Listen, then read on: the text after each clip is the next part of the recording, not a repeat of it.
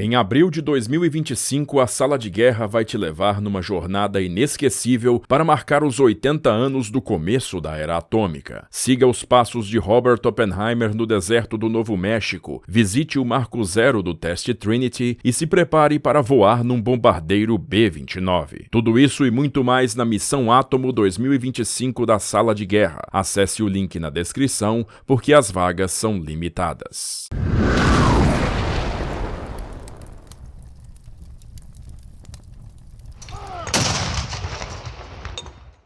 Portugal permaneceu neutro durante toda a Segunda Guerra Mundial e você pode muito bem saber disso. Mas você sabia que o território português foi sim violado e ocupado pelas potências em guerra? Isso aconteceu no Timor português, uma das colônias asiáticas de Lisboa na época, e um dos mais emblemáticos casos em que tropas australianas agiram como guerrilha contra os japoneses. A durabilidade das forças australianas no Timor tornou-se mundialmente famosa. E durabilidade é algo que eu também posso te mostrar nessa novidade aqui, que é a camiseta Super Cotton Pima da Hering. O tecido dessa camiseta aqui é muito especial e você tem que vestir para entender. Mas eu te explico. É uma combinação do super conforto e maciez do Super Cotton com a alta longevidade do algodão Pima, que vai garantir para sua camiseta uma vida longa, mantendo, é claro, essa carinha de roupa nova. É sério, essa aqui você tem que conferir. Eu uso GG, mas a grade dessa camiseta começa no P e tem até 2 tamanhos maiores do que esse aqui e vem em diversas cores. E por mais que o Dia dos Pais já tenha passado, aproveita que a gente ainda tá no mês dos pais e refaça seu guarda-roupa na Hering com esse cupom exclusivo de 15% de desconto nas compras feitas pelo site ou pelo app. É só você acessar o link na descrição e digitar Sala 15 para garantir a sua camiseta Super Cotton da Hering. Aproveita que é por tempo limitado e agora, bora lá para nossa história. No período das grandes navegações portuguesas do século XVI, navegadores de Lisboa explorando os mares do extremo oriente em 1515 relataram em carta terem encontrado uma ilha remota, povoada por diversas tribos nativas rivais e extremamente rica em sândalo, uma planta cujo óleo aromático era bastante valorizado na Europa. A ilha, que receberia o nome de Timor, viu o estabelecimento do primeiro assentamento português em 1560, composto por missionários e comerciantes, que tinham justamente na extração de sândalo sua maior atividade. Com a União Ibérica entre Portugal e Espanha de 1580, todavia, a crescente potência naval da Holanda passou a gradualmente estabelecer-se nos limites das colônias ultramarinas portuguesas, e em 1613 os primeiros holandeses estabeleceram-se na parte ocidental de Timor, fundando Kupang, que é o melhor porto natural da ilha. Após mais de 2 séculos de disputas armadas pelo domínio de Timor, portugueses e holandeses assinaram em 1859 o Tratado de Lisboa, que estabeleceu finalmente a demarcação dos domínios de cada nação na ilha, tendo a metade oriental sido batizada de Timor português e a metade ocidental como Timor holandês, que por si passou a fazer parte da grande colônia holandesa na Ásia, as Índias Orientais Holandesas, hoje a Indonésia. O Timor português continuou sendo uma importante parte do Império Ultramarino Português, mesmo após a derrubada da monarquia em Lisboa em 1910, com a implantação da República que foi novamente derrubada por um golpe de Estado em 1926. Neste novo regime, estabelecido com a promessa de desfazer a severa crise econômica que assolava o país, emergiu uma destacada figura política, Antônio de Oliveira Salazar, professor de economia da Universidade de Coimbra. Por seu destacado e bem-sucedido papel no novo regime, Salazar acabou sendo alçado ao posto de primeiro-ministro de Portugal em 1932, estabelecendo no ano seguinte o Estado Novo, um governo ditatorial nacionalista que ele conduziria por quase 4 décadas a fio. Abertamente anticomunista, Salazar apoiou Francisco Franco durante a Guerra Civil Espanhola, provendo um valioso suporte logístico para as tropas nacionalistas, mas no âmbito estratégico europeu, que se deteriorava em alta velocidade no final dos anos 30, ele conduziu uma cuidadosa e determinada política de neutralidade para manter Portugal fora de quaisquer conflitos armados. O começo da Segunda Guerra Mundial, em setembro de 1939, viu Portugal alertar oficialmente a Inglaterra de que seu tratado de assistência mútua vigente há mais de 500 anos continuaria válido, mas que o país visaria permanecer de fora daquele conflito. Com a vitória alemã sobre a França em junho de 1940, que colocou a Wehrmacht junto da fronteira espanhola, a resolução de Salazar em manter a neutralidade portuguesa ganhou ainda mais peso.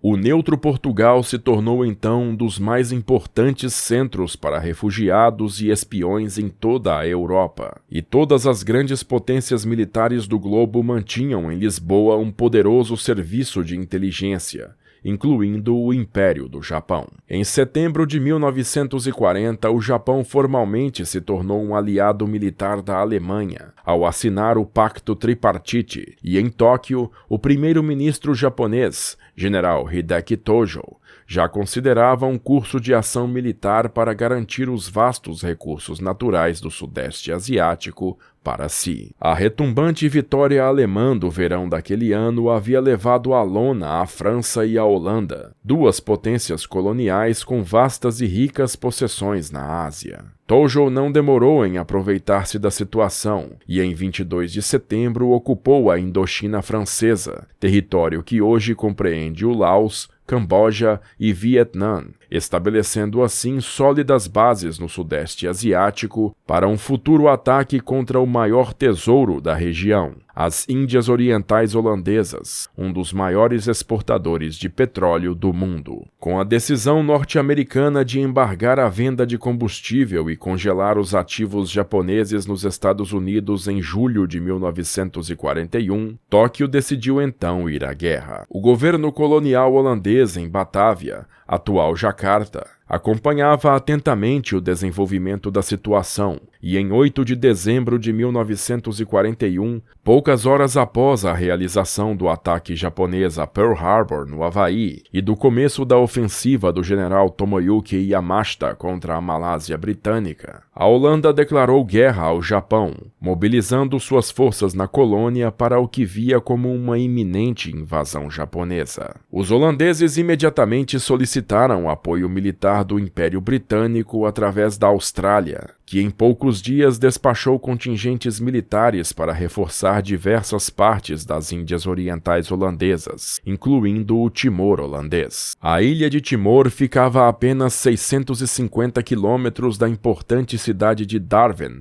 no norte da Austrália, e o alto comando australiano considerava que a possessão japonesa da ilha daria a Tóquio as bases para lançar uma invasão do seu próprio país. Assim sendo, zarpou imediatamente para Kupanga Sparrow Force, ou Força Pardal, um contingente militar preliminar de 1.500 homens, sob comando do tenente-coronel William Leggett. A Sparrow Force desembarcou no Timor holandês em 12 de dezembro, juntando-se aos 650 soldados da guarnição militar timorense holandesa do tenente-coronel Nico van Straten. Com Timor se tornando uma preocupação de alta prioridade para os holandeses e australianos, era claro que uma grande incógnita permanecia sobre a metade oriental da ilha, o Timor português. Lá, o governador Manuel Ferreira de Carvalho, veterano dos combates contra os alemães na África durante a Primeira Guerra Mundial,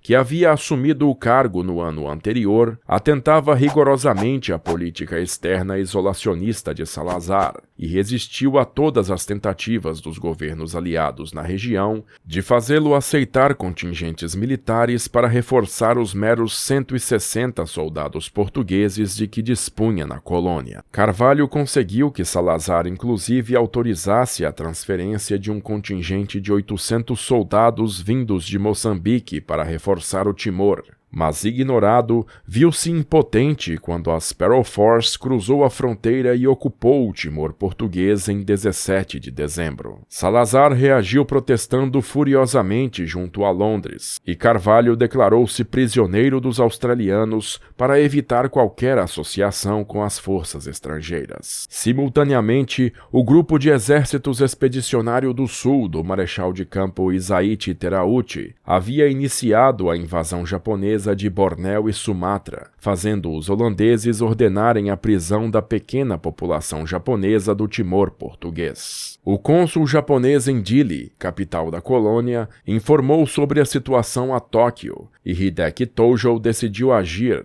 mesmo temendo perder sua rede de espionagem em Lisboa e invadir o Timor português. As primeiras ações japonesas contra Timor se deram em 26 de janeiro de 1942, quando aeronaves japonesas atacaram a base aérea holandesa de Pen Phui, que vinha atuando como ponto de ligação entre a Austrália e as forças americanas resistindo nas Filipinas. A derrota das tropas aliadas em Rabaul e Ambon no começo de fevereiro trouxe a Timor os remanescentes dessas forças, que reforçaram a Sparrow Force na ilha com mais algumas centenas de soldados. Mas na madrugada de 19 para 20 de fevereiro, uma força de desembarque japonesa levando um contingente da 38ª Divisão de Infantaria do general Takeo Ito aproximou-se silenciosamente de Timor, simultaneamente atacando ambas as metades da ilha. Soldados holandeses que guarneciam Dili avistaram os navios japoneses no começo da madrugada, mas pensaram inicialmente que eram os reforços portugueses vindos de Moçambique. Ao perceberem seu erro e verem-se superados pelos 1.500 soldados da força japonesa, os holandeses começaram a recuar da cidade, mas o pelotão australiano defendendo o aeroporto estava entrincheirado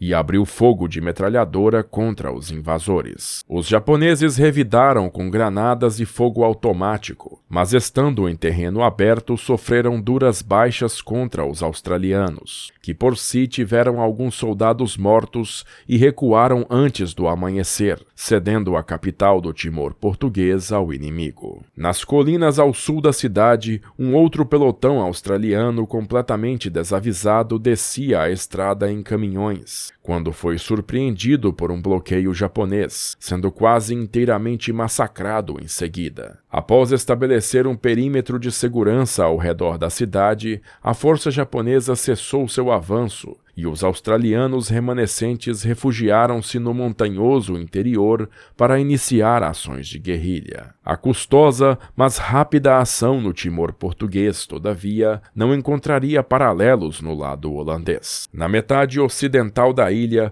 o grosso da força japonesa, com 4.000 homens, desembarcou na desprotegida foz do rio Parra, contando inclusive com o apoio de 5 tanquetes tipo 94, armados com uma metralhadora de 6,5 mm. A força japonesa dividiu-se em duas ao longo do rio, com a força ocidental rumando norte para capturar a base aérea de Pen Phui, e a oriental avançando para nordeste na direção de Usua, para cortar a possível rota de fuga da Sparrow Force rumo ao Timor português. No começo da manhã do dia 20, Pen Phui foi severamente bombardeada por aviões japoneses, que também atacaram a capital Kupang. Vendo a inutilidade de tentar defender sua posição, o coronel Leggett ordenou a destruição do aeroporto e o início do recuo para leste, rumo ao quartel-general da força em Champlong. Contudo, no meio da manhã, 500 paraquedistas japoneses do 3º Grupamento Especial Naval de Yokosuka foram lançados sobre Usua, a 22 quilômetros dali, cortando a rota de fuga dos australianos, bem como parte da força anfíbia japonesa conseguiu ocupar a aldeia de Babao. Os australianos conseguiram vencer a resistência japonesa na cidade ao anoitecer do dia 21, e à medida em que avançavam para leste, destruíam as pontes atrás de si, conseguindo atrasar um pouco os inimigos. No dia seguinte, todavia, ao aproximar-se de Usua, A Sparrow Force viu-se diante da posição defensiva dos paraquedistas japoneses, que tinham sido reforçados por um lançamento de outros 300 homens. Determinado, Leggett ordenou a abertura de uma pesada barragem de obuses, morteiros e metralhadoras pesadas contra a linha dos paraquedistas, que foi seguida por uma desesperada carga de baioneta por 4 companhias de infantaria. Os australianos atingiram os aturdidos paraquedistas com extrema ferocidade, com os combates continuando por toda a madrugada, e no fim, a Sparrow Force havia vitimado mais de 90% da força inimiga, com somente 78 paraquedistas ainda mantendo o bloqueio na estrada. Mas na manhã do dia 23, quando Leggett se preparava para ordenar a ruptura final, a Sparrow Force foi atacada pela retaguarda pela força japonesa principal, com apoio dos tanquetes. Às 10 da manhã, a posição australiana ainda sofreu mais 2 ataques aéreos, que ampliaram ainda mais seu alto número de mortos e feridos. Com a tropa extremamente cansada e com baixos suprimentos, pouco depois, o coronel Leggett decidiu render sua força aos japoneses. Cerca de 300 homens que estavam junto ao quartel-general da Sparrow Force em Champlong conseguiram fugir para leste e cruzar a fronteira do Timor português, juntando-se à 2ª Companhia Independente Australiana, que já atuava como guerrilha por lá. Mesmo sem qualquer comunicação com a Austrália, os soldados realizaram diversos ataques esporádicos às posições japonesas no Timor português, por contarem com a simpatia de boa parte dos colonos portugueses e dos nativos timorenses, que passavam-lhe informações sobre as movimentações do inimigo. Outro grupo de nativos, todavia, na esperança de expulsar os europeus da ilha, organizou-se a favor dos japoneses, constituindo milícias que ficaram conhecidas como Colunas Negras, que partiam em patrulha para caçar guerrilheiros e seus simpatizantes. Em 19 de abril, os guerrilheiros australianos na ilha conseguiram montar um rádio improvisado e estabeleceram contato com a Austrália, que a partir de então passou a suprir a guerrilha com lançamentos de carga por aeronaves. A partir do mês de maio, entretanto, o suporte hipertrofiou-se, com um constante fluxo de lanchas e outras embarcações de pequeno porte, aportando no litoral sul do Timor português para trazer suprimentos e evacuar feridos. Contudo, em agosto os japoneses iniciaram sua ofensiva contra os guerrilheiros, enviando expedições rumo sul guiadas pelas Colunas Negras, queimando vilarejos suspeitos de apoiar o inimigo, pouco a pouco ganhando terreno no centro da ilha. O general australiano Thomas Blamey, comandante de forças terrestres aliadas no Pacífico Sul, admitiu que uma campanha para retomar o controle do Timor requereria um contingente mínimo de 10.000 homens com vasto apoio blindado e aeronaval, efetivo que simplesmente não estava disponível naquele momento. Em 23 de setembro, entretanto, 450 soldados australianos chegaram para reforçar a guerrilha, ao mesmo tempo em que o grosso das tropas da 48ª Divisão de Infantaria Japonesa, do general Yuitsu Tsuchihashi, desembarcava em Dili. Este novo contingente, que ampliou para 12.000 o número de japoneses na ilha, deveria dar um fim definitivo à guerrilha australiana. A tenacidade da resistência australiana em Timor fez com que o alto comando enviasse para lá em novembro o premiado cinegrafista Damien Parrar, que filmou na ilha o documentário Man of Timor, mostrando em primeira mão, com imagens em close-up, um ataque australiano a uma posição japonesa, sendo recebido entusiasticamente pela audiência australiana, britânica e norte-americana no ano seguinte. Mas a campanha tomaria um rumo diferente a partir da madrugada de 1º de dezembro, quando uma tentativa de desembarcar soldados holandeses em Timor fracassou completamente, com o afundamento do navio de tropas por um ataque aéreo japonês. Somado a crescente pressão que as tropas de Tsuchihashi estavam exercendo sobre os guerrilheiros, o alto comando decidiu que era hora de iniciar a evacuação do Timor português. Ao longo de dezembro, os remanescentes originais da Sparrow Force foram retirados da ilha por um destroyer holandês, e na madrugada de 10 de janeiro de 1943, um destroyer australiano resgatou de lá o grosso das tropas restantes, bem como diversos cidadãos portugueses. Os últimos australianos em Timor, uma unidade de inteligência, rumaram em canoas para a ponta oriental da ilha no começo do mês seguinte, sendo evacuados por um submarino norte-americano em 10 de fevereiro de 1943, tornando-se os últimos soldados aliados a abandonar o território originalmente conquistado pelos japoneses em 1942. A repressão que se seguiu à evacuação australiana foi severa, e dezenas de milhares de colaboradores da guerrilha foram caçados e mortos pelos japoneses e pelas colunas negras nos 2 anos seguintes, incluindo Aleixo Corte Real, um famoso líder tribal timorense que havia jurado fidelidade a Portugal e que resistira ao domínio nipônico. Isolados pelos aliados, os japoneses permaneceram em controle do Timor até setembro de 1945, quando o Japão assinou oficialmente sua rendição. Em 5 de setembro, o comandante japonês da ilha encontrou-se com o governador Manuel Ferreira de Carvalho, devolvendo a ele o controle do Timor português e colocando o contingente japonês sob sua autoridade. Em 23 de setembro, uma força australiana desembarcou em Dili para aceitar formalmente a rendição japonesa na colônia portuguesa, e poucos dias depois chegaram ao porto 2 navios portugueses, trazendo 2.000 soldados e uma grande quantidade de suprimentos para iniciar a reconstrução do devastado Timor português. Cerca de 300 membros das colunas negras foram brevemente encarcerados pelas autoridades portuguesas no imediato pós-guerra, mas logo liberados para evitar ampliar o sentimento anticolonialista na população. Mas a Segunda Guerra Mundial e a ocupação japonesa da ilha marcaram um ponto sem volta para o Timor português. Enquanto a metade ocidental da ilha, junto das Índias Orientais holandesas, conseguiu sua independência da Holanda em 1949, o Timor português foi elevado a território ultramarino português em 1951,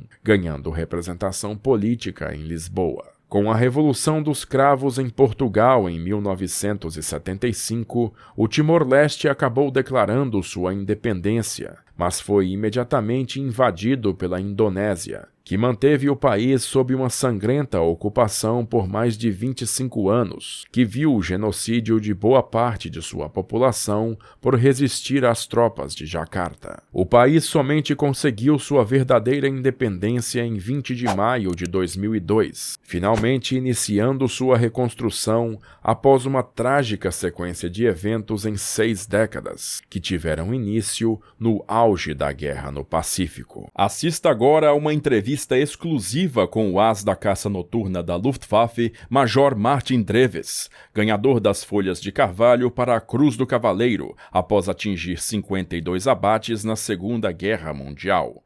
Conheça sua carreira e sua vida pessoal através de suas próprias palavras, neste vídeo disponível apenas para membros Premium da Sala de Guerra. Se torne membro do canal para acessar o SDG Premium e boa diversão. E aí, gostou do nosso conteúdo? Se você quer que a Sala de Guerra continue produzindo esses vídeos, considere colaborar conosco. Você pode nos ajudar mandando um Pix pra gente ou então na nossa campanha lá no Apoia-se, onde você vai ter acesso ao nosso grupo exclusivo do WhatsApp e ter seu nome exibido aqui nos vídeos. O link tá bem aqui na descrição. Bom, se você gostou desse vídeo, não esquece de compartilhar ele com seus amigos, também dá um joinha pra gente e se inscreve aí na Sala de Guerra para não perder mais nada. Eu vou ficando por aqui, agradeço novamente a sua audiência e aquele abraço da Sala de Guerra.